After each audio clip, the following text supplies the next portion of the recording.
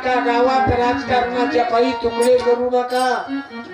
बाबासाहेबांना अवघ्याचं कल्याण केलं. हे काही फक्त जाती जाती साठी नाही, समाजाचे काय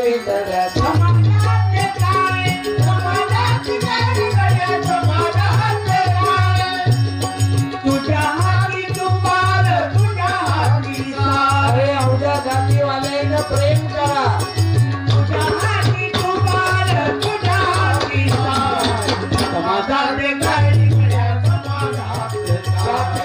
डोक्यातून का अरे मला आठवते, हे माझं कीर्तन काही पोथी पुराणातलं नाही. मी रिकाम कीर्तन सांगत नाही ना. व माय रावणाला दातोंड होते, दातोंड असतील का रावणाले? त्याच्या मायचं सीजर कसं झालं सर, आणि किती वेळा सीजर करायला लागलं सर. झालं काहीच्या काही लिहून ठेवलं. अरे एवढे महाराजनं बिना पेट्रोलची गाडी चालवली. बिना पेट्रोलची चालीन का गाडी? त्याच्या बापाची ताकद आहे का? झाले चिवट्यासारखे बोलते. बॅटरीवर गाडी कार चालते. विज्ञानाचा आविष्कार आहे. आणि विज्ञान कशाने येते रे विद्यार्थी भावांनो, विद्यार्थी बहिणींनो? शिक्षणानं.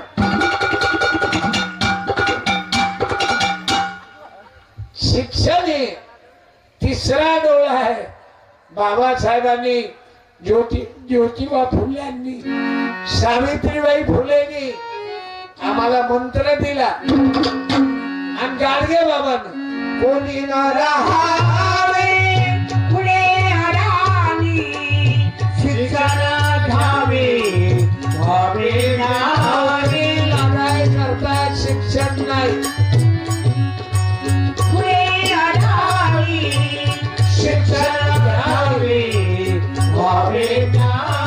अरे बाई शिक, ब्युटी पार्लर चालू करणं, शाळा शिक, आणि किराणा कटलरी चालू करणं,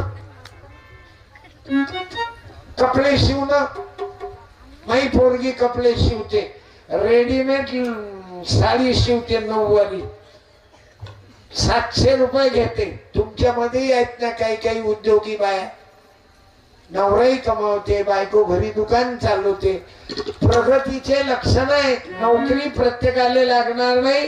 आणि गव्हर्नमेंटनं आता खाजगीकरण केलं. संविधानाला हात लावणार नाही म्हणते. आता लोक तर इथंच होतो. संविधानाला हात लावू देणार नाही आपण लोक म्हणतो. संविधानाला हात लावल तो हात कापू. हे खाजगीकरण. संविधानाला हात लावायचं कामच नाही. खाजगीकरण करणं म्हणजे संविधान. मोठे चालू लोक आहे म्हणून तुम्ही सावधान व्हा. यायले वाटते आरक्षणच नाही, नको नाही होणार. आता तर अलग अलग काढून राहिले. मी बोलत नाही, समजून घ्या. आता अलग ॲटम सुरू केला त्यानं. आणि मला म्हणणं आहे आता बंधू राष्ट्र करा. बंधू कोण हरिजन आता कोण तागरा.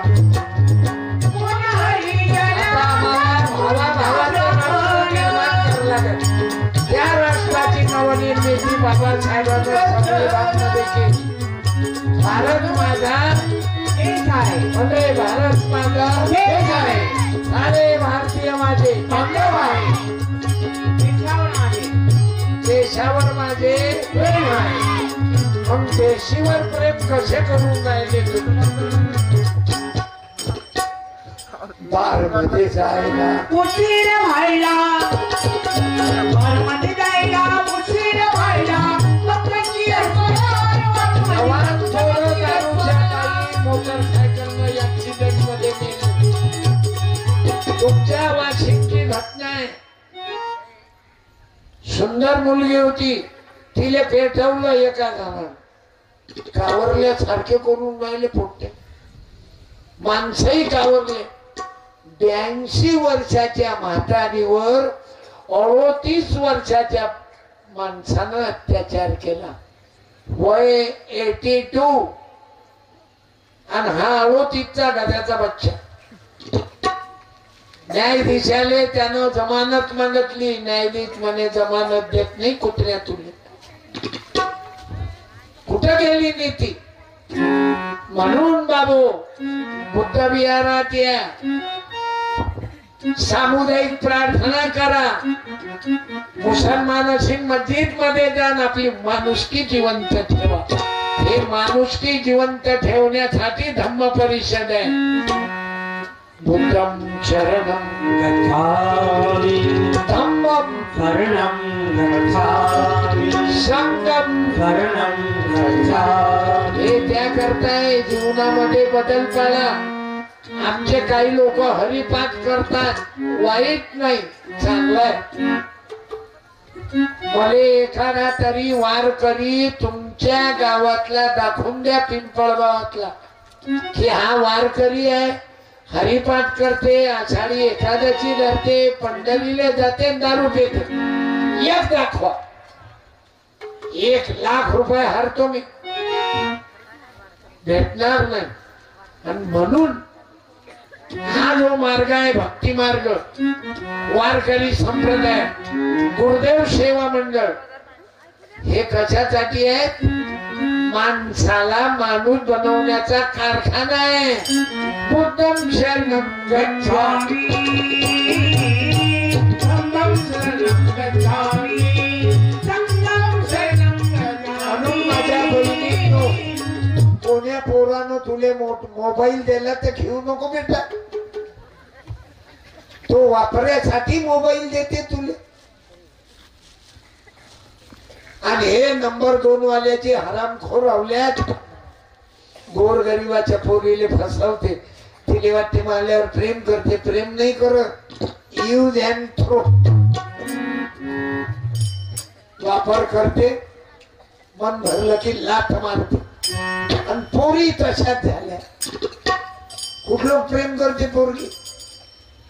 नोटा नाही देत लोक. तुला एटीएम रिकाम झालं की तू विड्रॉ, दुसऱ्या पोराले सेव्ह करते, त्याला लाईक करते. हॅलो कुठे आहेस रे?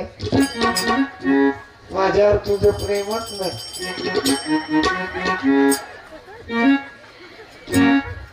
कधी नेत मला फिरायला?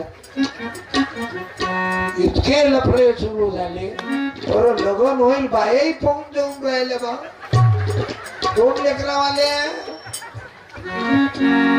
माणसं 2-2, 3-3 लेकराचे बाप बायकोला सोडून राहिले. नीती भ्रष्ट झाली. म्हणून बुद्ध विहार, सामुदायिक प्रार्थना, गुरुदेव सेवा मंडळ, वारकरी संप्रदाय. म्हणून गरज आहे आम्हाला. देव धर्म म्हणजे मानव उद्धारा, त्यांचे कर्म. पाने किती जीवन आहे बाबासाहेबांचं, तथागताच. तुम्हाला आम्हाला बदलवणे करताय. म्हणून बदल पाळा. अरे नवरा बायको राहायचे आहे तर कसे ना?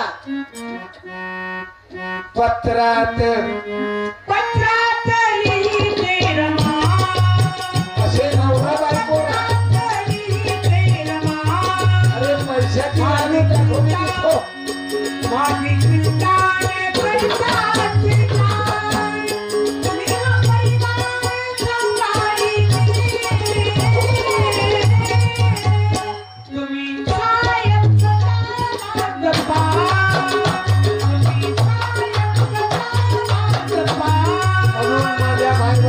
कशी जोडी राहू द्या तुमची नवरा बायकोची. बाहेर सांगतो बाबा, नवरा बायकोचं भांडण झालं तर एका जणांना आपसात या, सॉरी म्हणा तुम्ही नवरा, चुकलं माझं, मला माफ करा. आणि ज्याची बायको घरी नशी, सासऱ्याच्या घरी गेली शी, तिले तुम्ही आज फोन करा. घरी गेले की आता नका लो, मग थांबणार. त्यानं काढलंय मोबाईल, मग बोला आणि माफी मागा. आम्हाला युद्ध नको, बुद्ध पाहिजे. माफी माग. बायकोले माफी मागणं म्हणजे काय वाईट आहे? बोला तुम्ही आज. हॅलो, झोपली का तू? कधी झोपू मी? दिलं मी तुझे बिठाते कर लूंगी मैं पंजाबी पूछा माफी मागा आणि उद्या बाईले घेऊन निघू द्या. तुम्ही तुमच्या बापाला सांगू नका मी चालली म्हणून. तो बाप तुम्ही जर भरला ना अवघच अवघ जास्त सांगताना माय बापाला पटवते रात्री. मग म्हणते जाऊ नको त्या जवायच्या घरी आराम कोणाच्या घरी. जर नका भरत जाऊ. चुकते तर चुकू द्या. माफ करा नवऱ्याला एक वेळा. थापड मारली ना पिऊ तुम्ही त्यांना प्रेमात आणू. आणि पहिली गोष्ट तुम्ही जर कोणी पेत असाल तर तुमच्या मायच्या दुधाची शपथ आज मला देऊन टाका. मला नका देऊ. तथागताला दान करा की मी पिणार नाही. लग्नात फटाके फोडणार नाही. कोणीही पोरानं लग्नात फटाके फोडून लोकायले मस्ती नको दाखवणार. जुने दिवस आठवणं. गरीबी आली तर लाजू नका. अमिरी आली तर माजू नका. 2 पैसे आले म्हणून फटाके 11,000च्या घोड्यावर काय काम आहे रे? तुझ्या बायकोचं बायक पण पहिलं बाळणपण तुझ्या घरी कर. पण तुझी माय म्हणते पहिलं बाळणपण कुठे असते?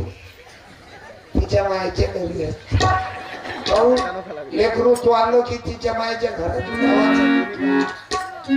शर्मा नाही वाटत. बायकोवर प्रेम तर किती करता. लग्नाच्या अगोदर मोबाईल देता. हल्लो मला गमत नाही. मला झोप नाही येत. ने ना तिले उचलू. किती प्रेम.